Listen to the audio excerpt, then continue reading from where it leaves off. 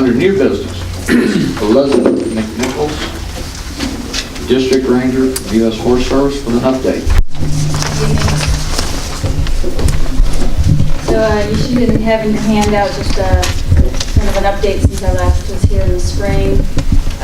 For our lower cow pasture management project, we're continuing doing work in there. We were glad to see the state actually were awarded in August another $180,000 to put into the community, and we're looking forward to. We should know in December if our it's a 3-year grant, so we should know in December if our third-year funds will be awarded to the community. So a lot of good projects, local businesses getting business, doing work, aquatic passage, culverts, road work, that kind of thing. So we're really happy to see that project keep ongoing in the area.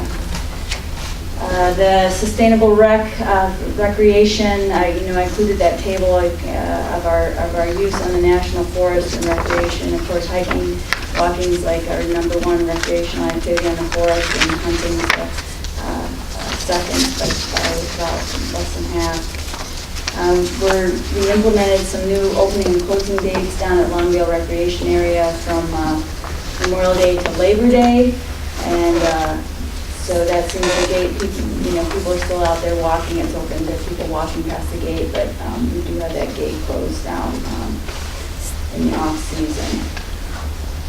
For our roads, we did some major grading and gravel work on 3 roads this last year: Dolly Ann Road, the Sweet Road, and White Oaks Flats Road. Anything on that, but shape right now. We still are awaiting our IRFO funds to repair the roads actually that were damaged in 2016 during the floods, and then also from the flooding and rain events we had in September, we've had further damage to those roads. So we have a list of roads there that we still have as temporary closure.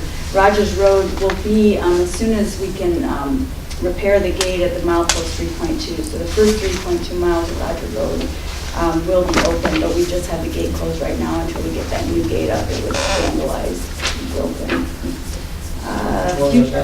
Where was that? On Rogers Road. Okay. So the gate at mile 3.2 was damaged, so we have the gate closed right at the entrance right now until we get that second gate. But the bottom gate will be open once we get that new gate. We were hoping to get it in this week, but we want to get it open for hunting season, that first 3 miles. So working on that. Future projects, we've got Potts Mountain Restoration project we're working on, just to the east of Highway 18 there from the Children's Forest south along that area. And so we have quite a few projects planned in there. Probably implementation will be towards the end of 2019 and probably into 2020 and 2021. Also, we're doing some work on the Grizzled Skipper Stewardship Restoration. That project off 600 Road. We had some harvest operations down there a few years ago, and it created, actually it wasn't planned to create, but it did create a bunch of habitat for the grizzled skipper. So we want to continue on continue some harvest operations and some mulching operations, trying to keep that habitat alive down in that area. It's pretty rare for the state of Virginia. Is that a bird? It's a little grasshopper. Grasshopper. Yeah. Okay. And Bubbling Springs, we were hoping to get some funding to do the decommission on that. We haven't received it yet, but if we do, then we'll probably start that process, especially removing the toilet that's pretty much has been vandalized and full of garbage. So we're going to be trying to, we'd like to get that removed out of there.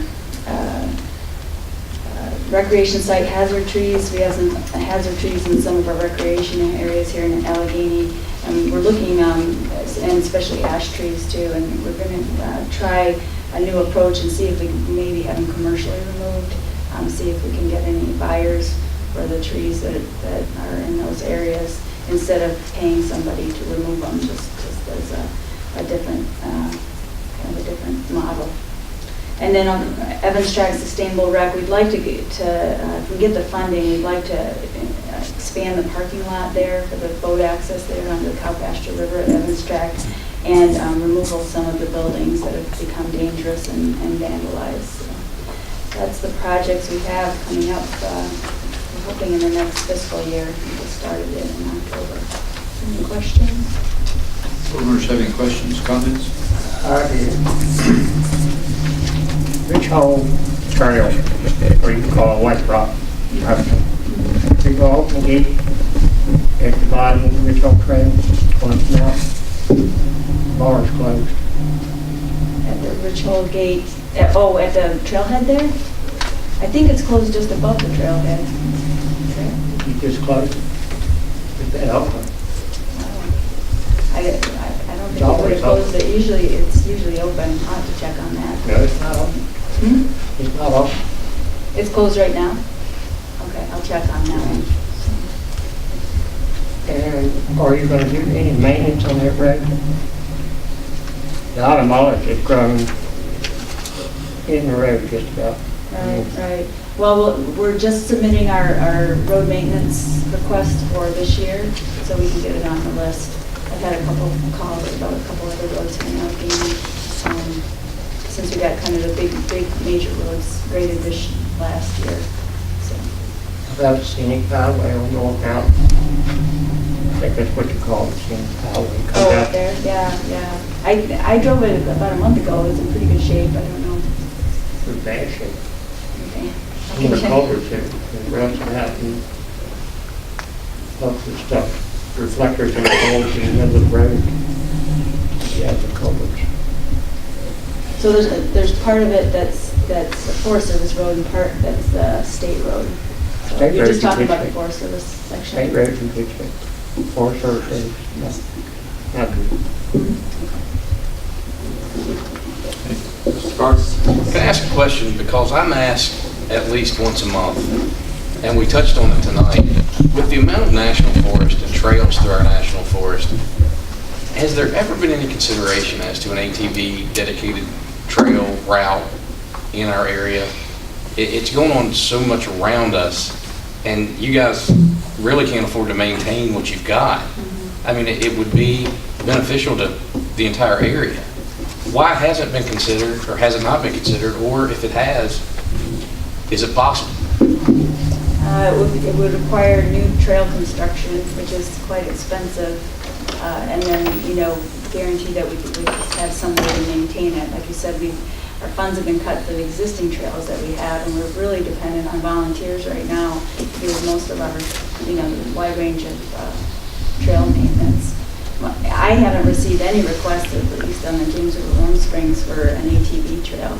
Most of my requests are for, most all our trails are multiple use, but they're not motorized. And most of the interest that comes to us is usually for mountain biking trails. I'm asking a lot about people that visit Hatfield McCoy Trail and in Tennessee, different places where it's popular and it's very the closest economically ATV friendly. trails here are on the Glenwood Pedler district. Down here. There is a cheap trail on Barber's Creek, isn't there, I think? Yeah, and that's on the Toward Eastern Divide district. Yeah, that would have been. Yeah, there's a Jeep trail. I'd like to see it locally, it would be good. That's the nearest one I know of. Yeah, that's just up there. Barber's Creek. Yeah, great. I do have one other question. Now that it's hunting season, how's the forest stamps? And I hear it all the time, why does a hunter have to purchase a national forest stamp? You can hike, you can bike, you can do anything on the national forest you want and never purchase a national forest stamp. It's not fair to the folks that hunt, and you have to purchase a license, and they're expensive. And on top of that, you have to purchase a national forest stamp. Basically, what we're doing is hiking, because they're little game, not like it used to be. I mean, you're discriminating against the guys that hunt. Well, the stamp money gets put back into wildlife habitat. I think almost I don't know the figure from the state, but I know the National Forest gets money back to create wildlife habitat with that money, and that money, it doesn't go to salary, it goes completely to project work. Well, I haven't seen a lot of that, but shouldn't you charge everyone? I mean, you're telling me that you don't have any money, you never have any money, but wouldn't this go towards some of those projects?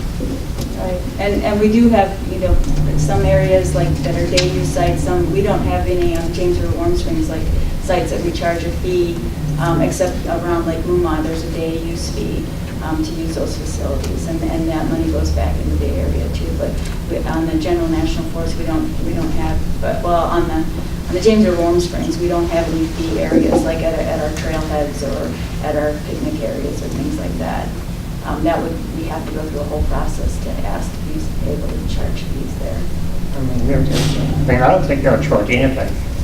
I mean, they pay no taxes. We got more land, and we pay no taxes to the county.